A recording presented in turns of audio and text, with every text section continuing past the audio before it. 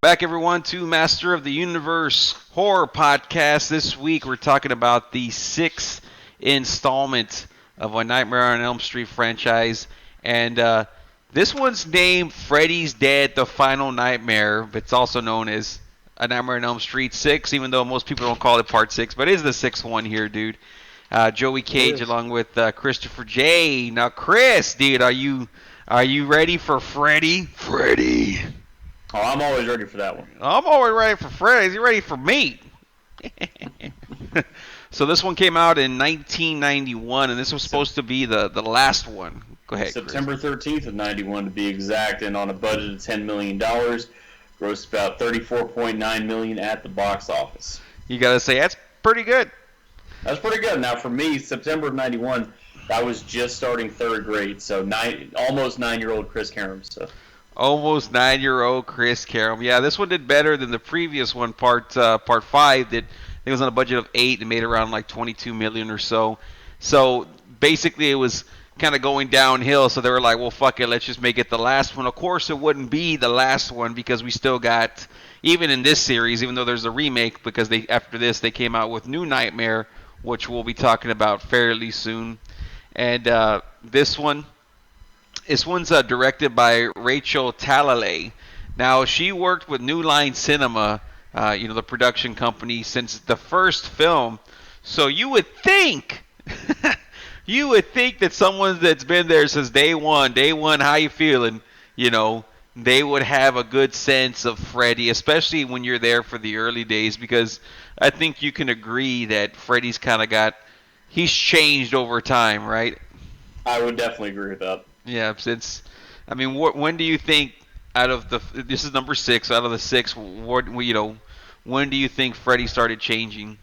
To me, the first bit of levity with Freddy was part 3, but it was only just enough, though. He was still a very menacing, scary character in part 3. I think part 4 is when he really stepped it up with the humor before the killing. Yeah, exactly. I agree. Part 3 was like the first half, or even like 3/4 of the film. He's like real, like a malevolent presence throughout the whole film, and he's like, almost ghost-like. Of course he's like dead, but like you just see his shadow. He don't hear him talk, and it's just like giggling, and that's it. And then towards the end, that's when he starts showing everyone like, oh, the spirit, the children, give me strength and all that crap. But let's go ahead and get into this film. Now, this film has quite a few people in there. Ricky Dean Logan, who plays Carlos, and some of y'all might recognize him from Back to the Future 2 as one of the punks. He's the one that says, McFly, you bozo! Those boards don't work on water. Oh, he's one of Griff's goons? Yeah, he's one of those dudes, dude. So when we do Back to the Future with Mark, which I know he'll do, he'll definitely get it over. We have Leslie Dean playing one of the young girls, along with Breckin Meyer, who comes out in a pretty famous film, Road Trip. He's one of those dudes that came around like late 90s, early 2000s. Yaphet Kotto from the Alien franchise, and then Lisa Zane, who's the sister of Billy Zane, who's pretty famous, came out in Titanic and then Tales from the Crypt and shit like that. Of course, the star of the show, Robert Englund, and we got some all-star appearances. Yeah, you do have some all-star appearances, and we'll get into that later as this progresses. But don't forget Sean Greenblatt, who plays John Doe. John Doe, yeah, dude. That motherfucker. So let's go ahead and get this bad boy started.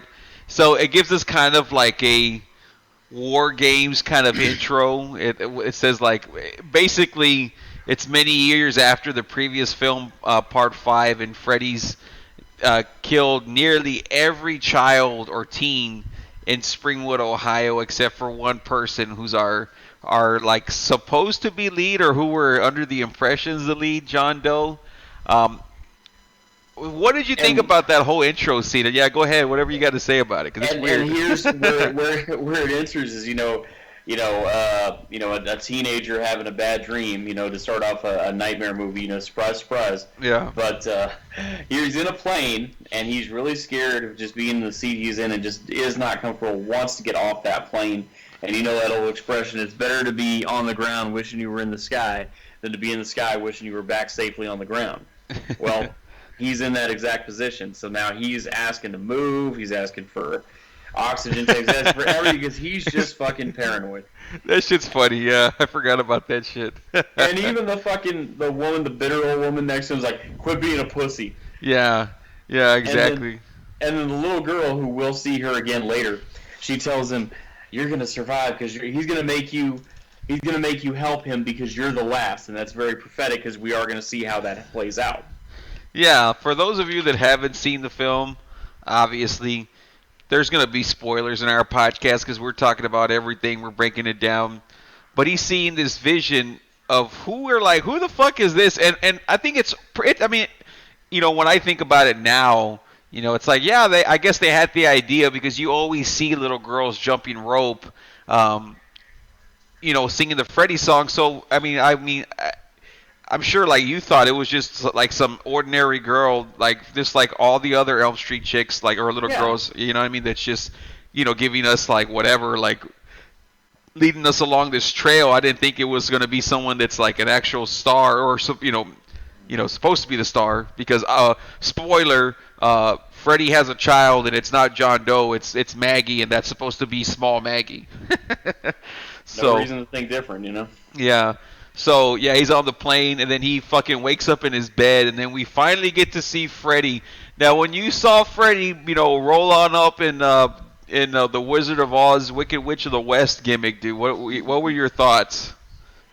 It was, I mean, it's humorous because, of course, I get it and everything. Of course, 90% of people would get it. It's kind of funny, but at the same time, it's one of those things where it's like, it's watering down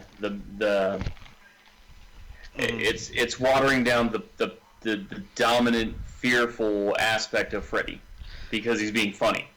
Yeah, exactly. Well, when I first saw it, because I had no idea there was a part 6, because this came out, like I said, 91, and like I wasn't aware of it till like 94-ish, which was when New Nightmare was coming out, and I was like, what? I was looking for it because I saw the posters and I saw Freddy's Dead, the Final Nightmare. I'm like, what? There's a part 6, And I grew up being like really afraid of the Wicked Witch because like that was one of the first things I had saw, and it like kind of had an effect on me. So when I saw Freddy, the way I saw the Wicked Witch, even though now it's like, oh, it's ridiculous and funny. Like me, I was legitimately afraid because I'm like, oh shit, it's the Wicked Witch, but it's Freddy. You know what I mean? I'll get you, my pretty, and your little soul too. I was like, what the fuck? And he ends up going down a hill, waking up. He keeps on waking up, and one of the funny parts is like, there's no way I'm getting out of this bed, and because the plane falls apart and all kinds of shit, and then his whole house catches on fire. Then he rolls down the hill for our intro credits, and like, isn't it like the longest roll down of all time? Did you? Yeah, and it's like just so obvious that he's forcing himself to turn over down that hill, It's yes, exactly. It's so obvious. You're like, you can tell he's like fucking overselling it, and then he gets to the bottom, and then he goes and sees like a guy giving tickets for the bus, and that guy that gives him the ticket with the Freddy glove is actually Bob Shea, the producer for New Line Cinema. Yeah, and he does a great job because he's just there like, he's a one-way ticket and whatever the fuck. He's not like, what's wrong, boy? You don't want to be late for the bus. And he does like that overdone laugh, but it's like, it's still good and creepy because like, imagine you being out there, you just see like this ticket master giving out tickets for a bus, and then fucking Freddy hits you with the bus. Now that's fucking ridiculous. Like when he hits him, and then John's on the fucking front of the bus, and Freddy's like laughing. Don't scream and drive when the bus is in motion. I know that was pretty good. That was one where it's like, it's kind of okay for him to be funny like that because he's in the middle of like driving as fast as he can while a guy's grasping onto the bus. Okay, then I can tolerate the humor there. That's okay. The Ticketmaster guy handing out things and talking like that, and then between that and the fucking guy that plays Tracy's dad asking for some honey. What's wrong, honey? Yeah, and then, how about give daddy some honey? Like that, those two characters I could see are the inspiration for the redneck truck owner on Dodgeball where he's making him wash the tires. Get in there, boy, nice and deep like. So yeah, Freddy throws him and like it breaks this barrier because Freddy can't leave Springfield because I guess he's not allowed to. And again, we find out later with through some dream demons and shit that he's only allowed to haunt or kill in that area for whatever reason. But then we meet our other, actors or whatever stars of the show. We meet Spencer, Carlos, and Tracy at this shelter for like troubled youths and shit. And I always right away saw Spencer playing that handheld Ninja Gaiden bullshit, and I was like, dude, Ninja Gaiden, because it was like my favorite fucking, my favorite game and shit. But And I had all those like those handheld games in 90. I mean, in 91, 92, you were like 4 or 5, but I mean, I was in like second, third, fourth grade, and I mean, I had a few of those, and those were fucking awesome. Chris is like, my penis was bigger because I was in third grade, so there's that. So, when John, because he's out there on the streets and the police find him and he's got amnesia, he don't know where he's from, and that's why they call him John Doe. We never find out his real name, but yeah, then we meet Dr. Maggie Burrows and then Doc. They just call him Doc. I don't even know if he has like a last name, but they call him Doc, the black guy who gets over and shit. And I went to the Wikipedia page. I couldn't even find a full name for him. He's just Doc even on the Wikipedia. yeah, it's just like, I've always known him as Doc anyway. When you had asked me, you're like, what's his name? I was like, I think they just call him Doc. That's just what they call him. And what's it called? So they're there and they meet everyone. And this is, I know, like, it's funny because part 4 used to be probably like my favorite, but I really don't like anyone in part 4 except for Rick. Out of all the characters, the karate guy. Yeah. And then part 5, I only like the only person I love the way the film looks. It's all dark and everything. But again, the only person I like is Mark. Maybe it's because I'm a guy and like you're like drawn to like the guys that are more like you. So Rick or Mark would be more like me rather than the fucking girl that doesn't want to eat and the black chick that's a swimmer and then our main character who's pregnant. So but with this one. I like all the characters. I mean, I know it's like an over-the-top film and kind of ridiculous, but like Spencer, like he's cool the way he dresses up. Carlos, he seems like a chill dude, and Tracy's like one of those tough girl, tomboyish, chicks. And like I really like this cast. I mean, before we get into all their craziness, I mean, did you like the way these people like right away you felt like the camaraderie between them, right? Yeah, the three who are from the shelter together, the Spence, Tracy, and Carlos. Yeah, they have a good chemistry on screen. I'll probably have to say if we're going historically in the film series, and you're not going to get this, but like the character I like the most of all the characters, and there's been a one I like, but the one I like the most. You better say Kincaid. I do like Kincaid and I do like Joey, but I love Phil. Oh, Philip from 3? Mm-hmm. Yeah, he's badass too. I like Philip. He's not in there long enough for me to like him a lot, because he's only in there for a small bit. But yeah, I mean, I dig Philip. But my favorite's got to be Kincaid. They should have I had heard it from somebody else. They were like they should have let Kincaid live and have him play Doc in this film. I would have been like, oh my god, that would have been over. Like he understands what they're going through. You know what I mean? And I would have been like, yeah, he's not like motherfucker, Freddy is dead. And he tells him again and shit. Every film he says the same shit. But yeah, they all plan to go back to Springfield because John Doe has like a newspaper clipping from there. So they're like, she's like, okay, well let's go back and see what you can remember. And they're on their road trip. She even has the dream that the lady in the newspaper clipping, we'll find out later, but I won't tell.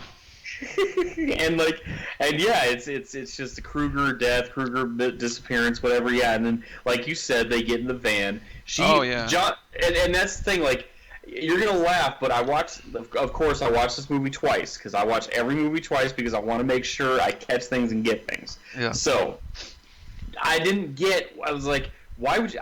The whole time, the first time I watched, I was like, why the fuck is this guy named John Doe? That's like a generic name for when you don't know the identity of someone, right? Well, lo and behold. Lo and behold, when I watched the second time, I caught on. I was like, he's an amnesiac. He remembers nothing, not even his own name. He just knows that he's from a town where he's the sole survivor, and that's it.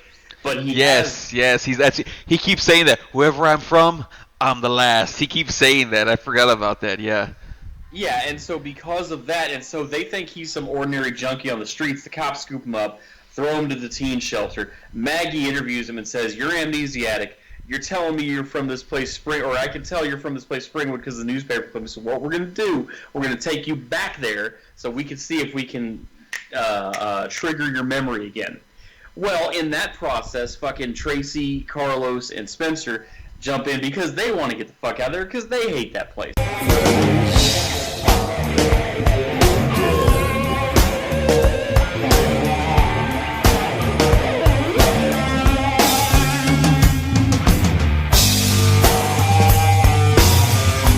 So then they get on the fucking van because they want to get out of there, and I can't say that I blame them. And so they head on over to Springwood, and they get there, and they find that this town is basically like a ghost town. It's adults only. The kids are gone. Gee, I wonder why that is. And the adults are fucking weird. That is a strange ass. Like, they really could have made this movie a lot more dark and scary because all the ideas were there.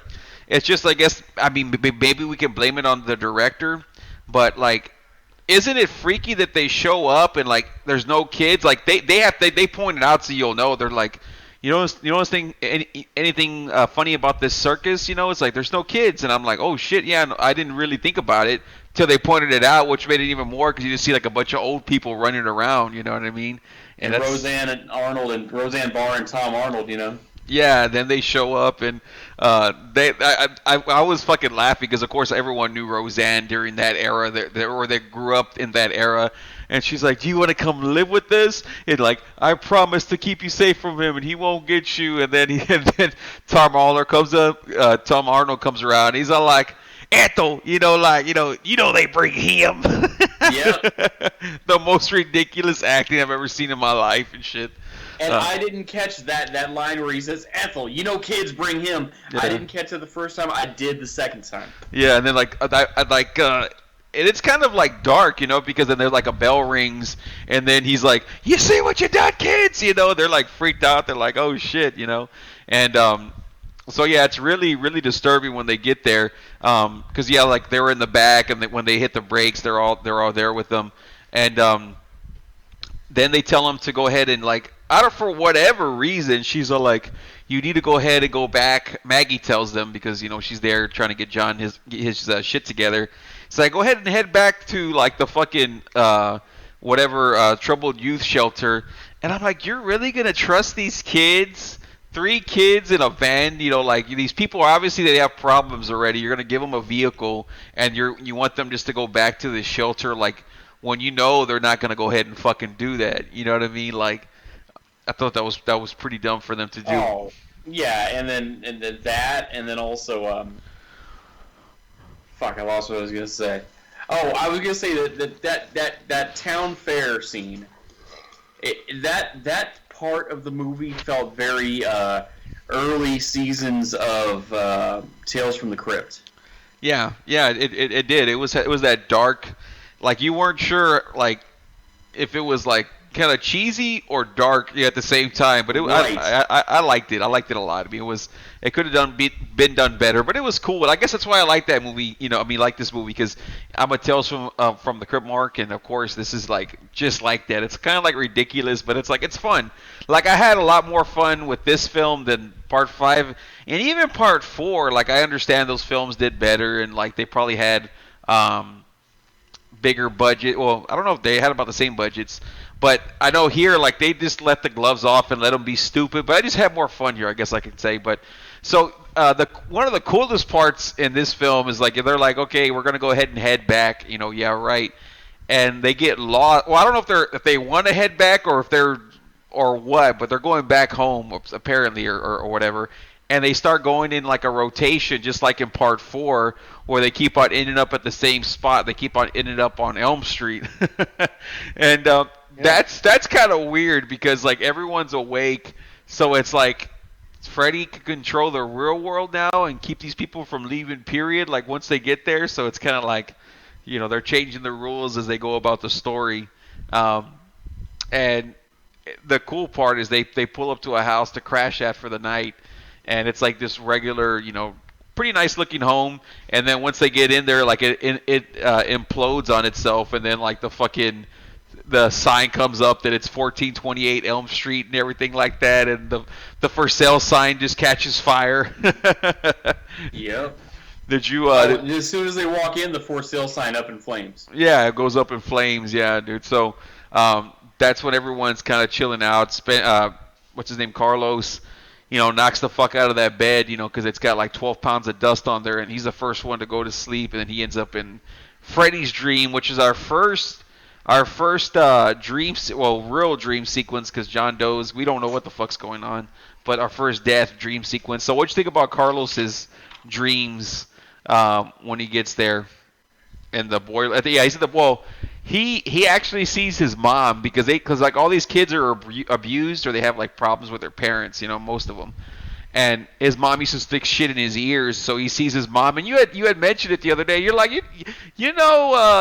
Carlos's mom. Where was she from? She was Ghost. In the movie Ghost. So the first time you see Whoopi Goldberg sitting down with a client as a psychic, and it's that old, I guess because they're in New York, she'd be Puerto Rican, and she's talking about like Whoopi Goldberg. Oh, I see him. He looks nice, handsome. He's in a black suit and all that stuff. And then she's like, no. she's like, no. And then she goes running out of there when like Whoopi Goldberg realizes Patrick Swayze's talking to her. So that's that woman playing Carlos's mom, but of course we'll later find out is Freddy. I think that it's a standard run-of-the-mill Freddy move. You have a kill of a teenager. All throughout the movie, he's picking off the teens one by one. Okay. But I thought that kill scene was a little bit drawn out. Yeah. They really take a while to kill fucking Carlos's bitch ass. Like his while all that's going on, we'll go back to Carlos. But what's it called? Baggy and John, they're like going through the town, and like one of the funny freaky scenes is like they go into like an abandoned school, and like it's just a bunch of weird shit going on. Like here, this is where it kind of gets weird. Like they go into a class, and like everything that we know, is history. It's like everything's connecting to Freddy. Like one of the things he's like Freddy 101. He tells them, and he's like 1494. Freddy came back to kill some more. It's just like weird shit. I'm like, what the fuck is going on here? This guy is in there just teaching an empty classroom all by himself about Freddy history. Yeah, exactly. And I'm like, what the fuck? But yeah, Spencer's death, of course he's deaf in one ear because his mom fucked his shit up, and Freddy sticks a Q-tip in the other, giant Q-tip in the other ear, and like he loses his hearing completely, and he could just hear his heartbeat. That's when Freddy starts overselling. Like there's like a scene where they're in the boiler room, and like and Freddy's like saying, like he's yelling, but of course like Carlos can't hear him. He's like jumping around. It's like over the top ridiculousness, and then he fucking throws down like a pin from like way out the top of the boiler room, and he's like, no man, no, because he gives him like the Freddy hearing aid, so like it takes over his ear, and like he's got like super sensitive hearing now, and and then he ends up scratching the chalkboard with his gloves, and he blows the fucks up, and then like the funniest lines ever, like we know Freddy's ridiculous, over the top, with these lines, but this is when it shows like that's the pinnacle of the cheesiness. He goes, nice hearing from you, Carlos. And while that's going on, Spencer's getting high on the couch, and then he sees Carlos in their broken ass TV. He's like, Spence, get out of there, man, sir, you dope head, and all this and that, and like the dead are like dragging him away, and he's all like, Carlos, man, we were just looking for you, and then that's when Freddy shows up on the TV, and that's when we have the Spencer thing. You're forgetting something though. Remember these cameo appearances from megastars? For John. Well, yeah, that's what's going on there. Is that what's it called? Spencer's looking into the TV, and that's when Johnny Depp comes out, and he's all like, "This is your brain," and it's It's like the egg, and then he cracks it into the pan. He's like, "This is your brain on drugs." And then Freddy, he goes, "Any questions?" And then Freddy hits him in the face with the pan. He goes, "Yeah, what are you on?"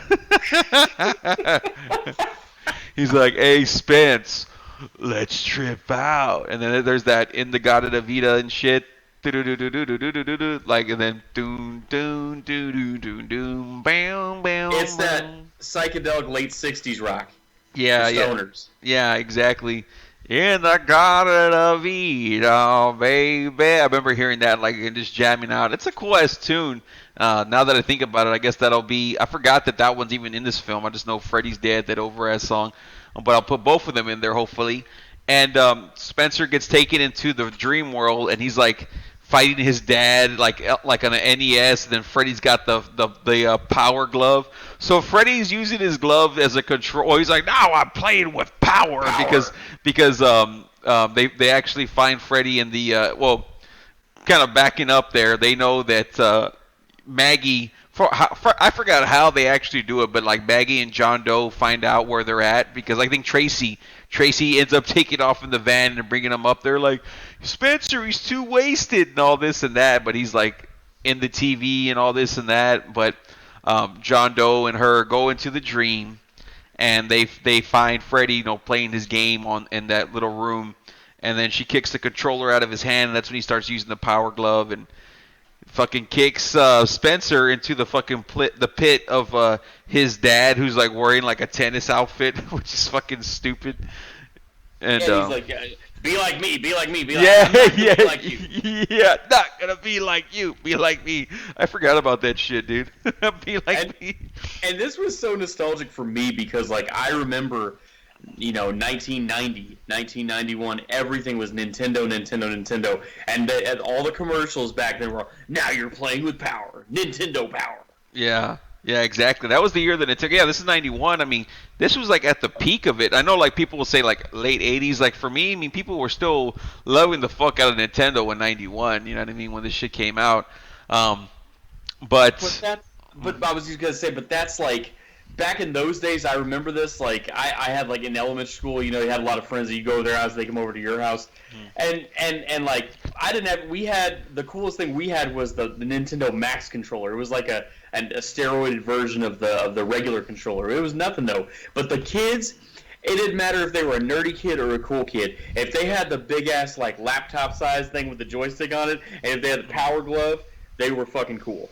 Oh yeah, dude! If you had all those accessories, I mean, you were doing something, dude. But because Tracy was able to like meditate herself to go into the dream world, she's able to get out of the dream world before Freddy kicks her ass because they kind of meet up with each other, and she kind of like has a lot of that Edward Furlong like voice and look, don't you? Don't you think? Like she jumps in front of Freddy and she's like, "Come on, man," and he starts doing something, and she starts kicking his ass, and he's like, "Kung Fu this bitch," or he's fucking, and then he slices at her, but then she wakes herself up, and because she had to knock out what John wanted her to knock him out with a pole or baseball bat, whatever it is, he's like still out of it, and that's when Freddy gets John, and he ends up like coming down the fucking with a parachute. He's all like, I know why you won't kill me, because he's thinking. Well, Freddy says it. Oh, you think I'm your daddy? He's like, wrong, but you let me live. And he tells him only long enough so you can bring me back my daughter. So even if it's your first time watching it, you're like, well, who could it be? Freddy's been dead for a long fucking time. It's probably not Tracy, because they should talk about Tracy's dad, who was like abusive. Well, I mean, I guess you could. I mean, sort of think it's Tracy's dad, but it's not probable, or at least when you would think it would be an older chick, because Freddy's been killing for years, not just recently.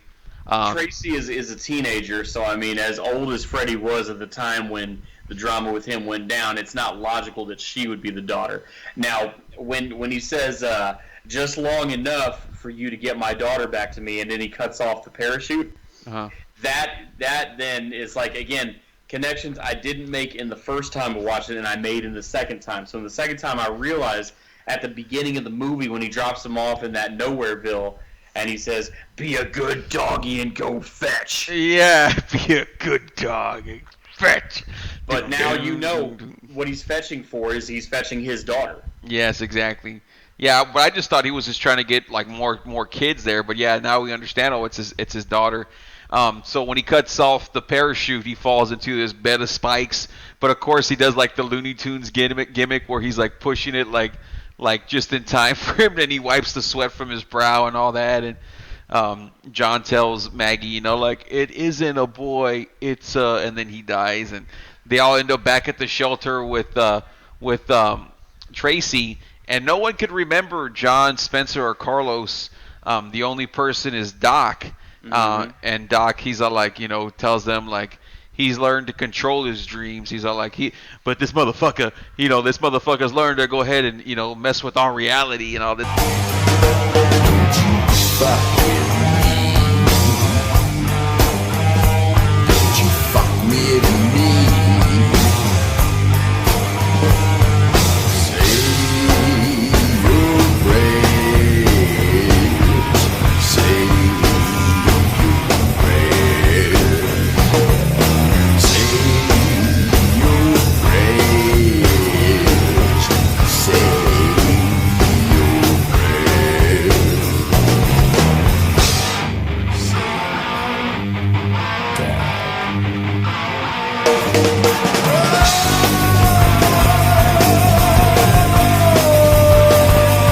So Maggie starts like falling asleep on her desk, trying to well, she starts investigating too. She finds out she's adopted, and she starts asking around, and like even like when she was with John, she's all like, who was the Kruger child? And they're like, we don't give out that information and all that, and then she's like singing to like the kids that aren't there, that fucking crazy bitch, but she finds out that she was adopted.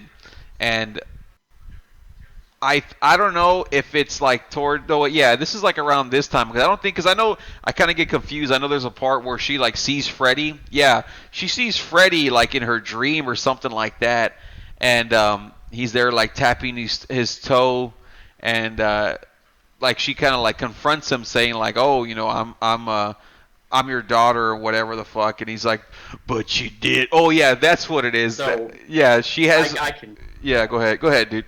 Well, I was going to clarify, so how that happens is eventually the plan comes together that Doc has been trying to advance, which is, he's a believer in this dream therapy. Maggie is not. She wants conventional psychiatry and therapy, but he's got this theory on dream therapy. So because of this, he's invented ways to, manipulate the dream state. So remember, he's got that painting of, the ancient Greek architecture and those snakes and shit? That's what and it he is. says, yeah, and he says these are the dream monsters that give people power in the dream world or some shit like that. So he concocts a plan. He concocts a plan where she's going to enter the dream state through his machines, and he's going to give her these 3D glasses so that she'll have better vision in the dream world. And she puts those on. She gets to the dream world. She puts those on. She looks at the fucking painting and says the dream monsters were, and then walks right into that. I'm like, okay, that's. Well, yeah.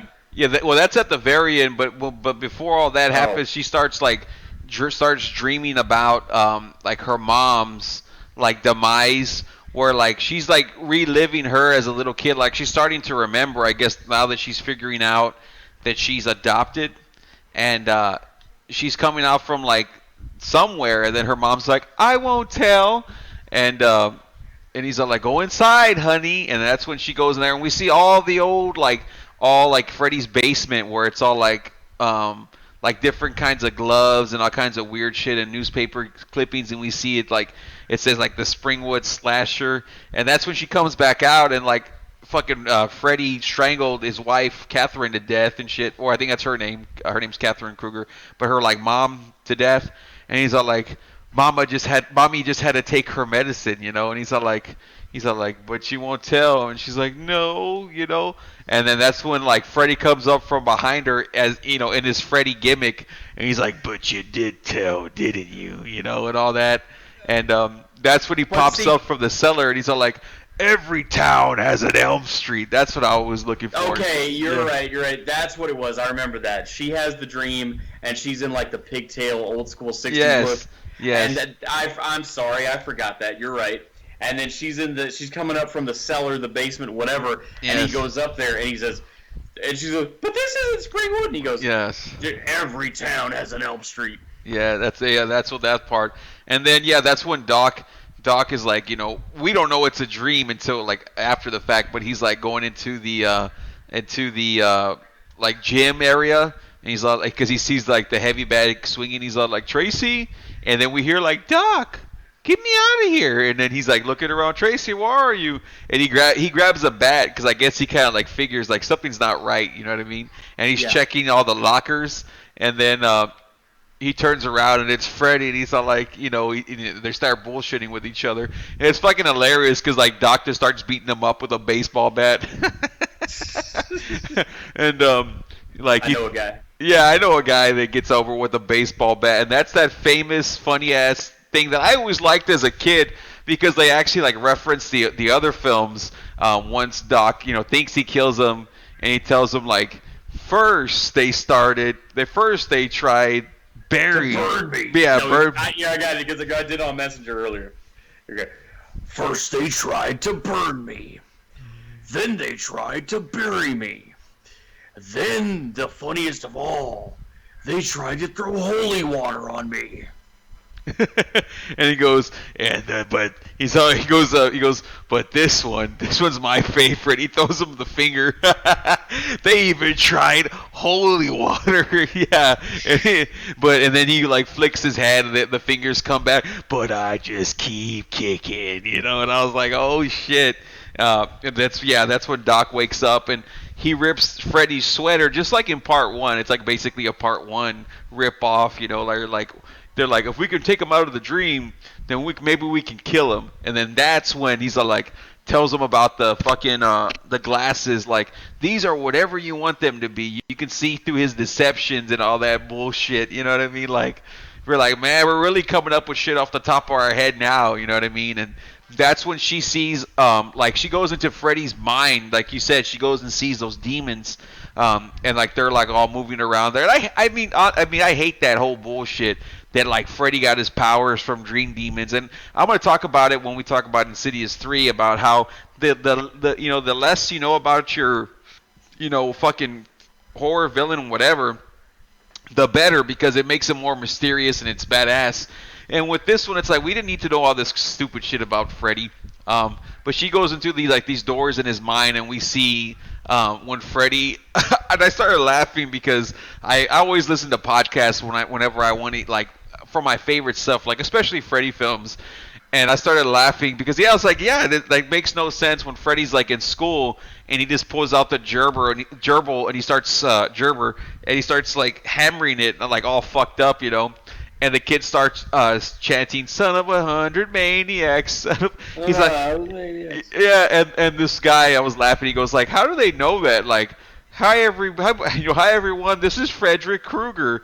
You guys remember the guy with whose mom got raped, or whatever, by 100 maniacs. I'm like, you're like, yeah. Why would these guys like know? Like, oh, this is Freddy Krueger. Like, as a kid, and that's when we see also. He's a like middle, where like he's supposed to be like teenage Freddy, but he's obviously like 20 when he's over there cutting himself and shit. And then Alice Cooper, his stepdad.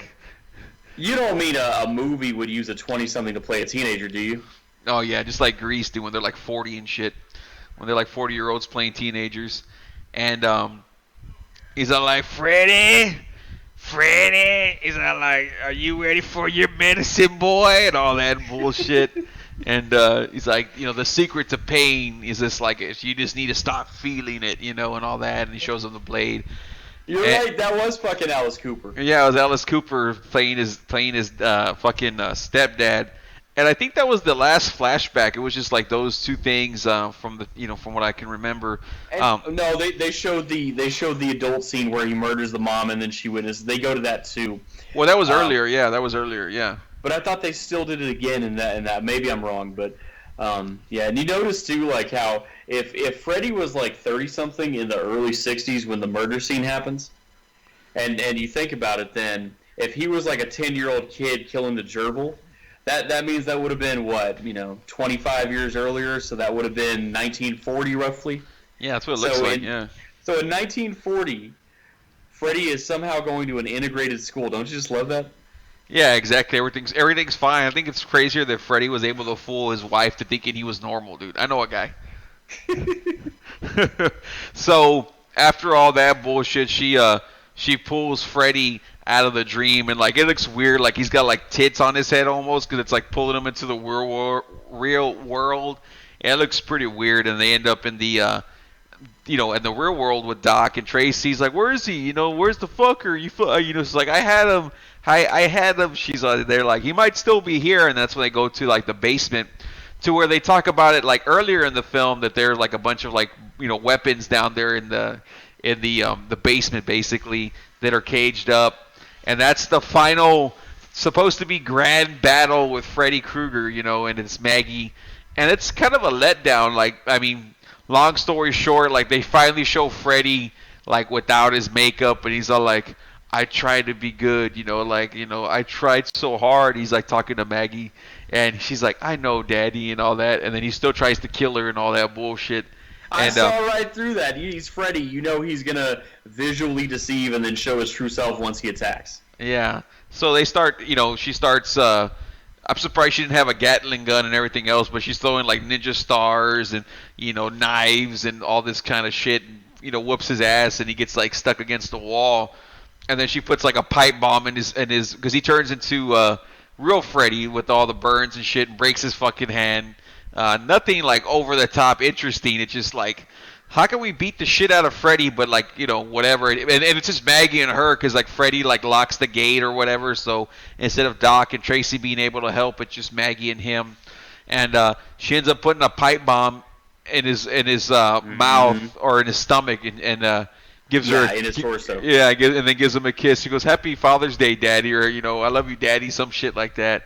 And then he's all, "Kids," and then boom, and then you see all that finally does it. Like if all the other great endings weren't enough, that or were better or whatever, this was more satisfying.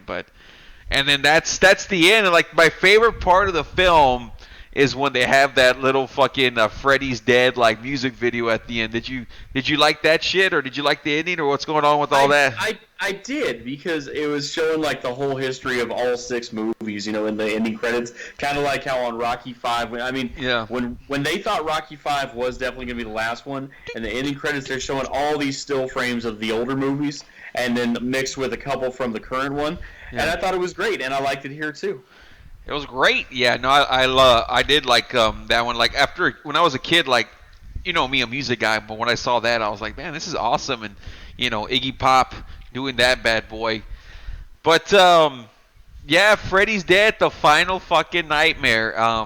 It had its good spots. Go ahead, man.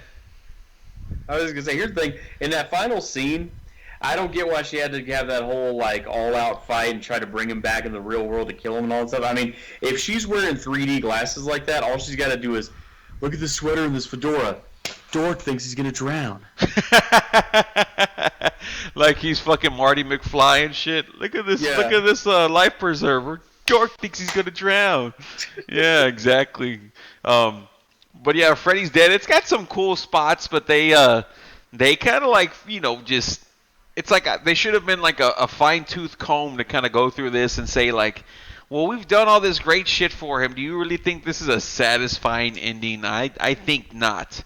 But still a fun film because of the characters in here. Freddy looks like kind of like shit. His fucking makeup looks really weird. It looks like completely different than each film. There's a little bit of differences, but this might be the worst Freddy makeup job, dude. But what did you think about the film overall? I mean, just your thoughts, and what were you thinking after you saw this shit? And you got the floor. You just it's. I'm always gonna be of the opinion that the first 3 are the best 3. It's not a disappointment, but it's just that You just expect better, and you expect better progression as movies go on. Of course, that seldom happens. That's reality of life. But I just feel like it was too. The storyline was such that it was too easy to kill off Freddy. When in fact, every other movie they've had this difficult hell of a demon of a time trying to get rid of this guy, or at least keep him at bay or keep him away. And they always do something. It's like X-Men cartoon in the '90s with Apocalypse. They always will do something to keep him away for a time, but if down the road he will come back. And that's what keeps happening in all the prior sequels. But they just magically are so smart that they figured out, oh, just get him back in the real world and then kill him in the real world. Okay. And they just had way too easy of a time doing that. Yeah, it seemed kind of like rushed, and everyone knew what to do. Like yeah, Doc's gonna like just grab and rip off his sweater just because, it's like the way it happened with Nancy was a mistake, and when she put out the hat and she kind of like had like an idea, like whoa, this seems, yeah, like you said, rushed and not very satisfying. It takes watching it a second time to catch what's going on here. Like, I was like the whole time the first time I was like, why the fuck is this guy's name John Doe? Or, why the fuck this? Why the fuck that? And all this stuff. But then again, when you know and you go into it a second time knowing all that, the pieces come together so much better. And you can appreciate it more. But a good movie, you'll appreciate it and understand the first time. Exactly. Yeah, just like the first one, there's no need to you can rewatch it and have fun with it, but there's like, oh, I didn't get that. Like the first one, you watch it and you're just scared. You know what I mean? You're fucking. Yeah. It got your attention. The deaths. They don't need to be explained. They're just like, oh, that's fucked up. You know what I mean? Why was I born in this world? Why was I born in this world? Everybody's thinking if corruption rules the day. Hot young men should come and throw them all away. Los Angeles, I need them all, they run the show. There's somewhere else where I can go. To the daylight, where the night's light, raining. I have to agree with you when you talk about the first three being the best three. Like, it feels like those three really like flow together nicely, even though part two doesn't have much to do with 1 and 3. I mean, other than part 2 referencing part 1. And I know 3, 4, and 5 kind of connect together because they have, Kirsten and Alice and all that. But they don't seem like they fit together the way part 4, 5, and 6 kind of fit together, like the shitty ones. Part 3 seems like, like that's the one where you can watch completely. As far as the sequels, the first one I think is just you watch that and it's fine. But as far as any of the sequels, part 3 is one where you could just be thrown into part 3 and they reference it. Nancy talks about herself going through this before, and you don't even need to watch part 1. You just need to know that she's gone through it before, and like they tell a great story. And this one, like, if you don't know all the crazy shit already that you've known, if you haven't seen all the other films of Freddy and seen him progress to this, I mean, you're gonna see him and be like, what? Why do people watch this guy? What the fuck's? He's just the fucking. He's ridiculous. You know what I mean? He's kind of like ridiculous if you don't see the other ones, but. I mean, out of the 6 films, we do this, basically every Freddy podcast. But this is like the last one that fits with the original saga, because part 7 is kind of its own film, and then there's the remake, and then there's Freddy's Dead. So there's like 3 more films, but they kind of belong on their own sector. We'll probably still rank them. But, how would you rank this film amongst the first, original 6 from the series?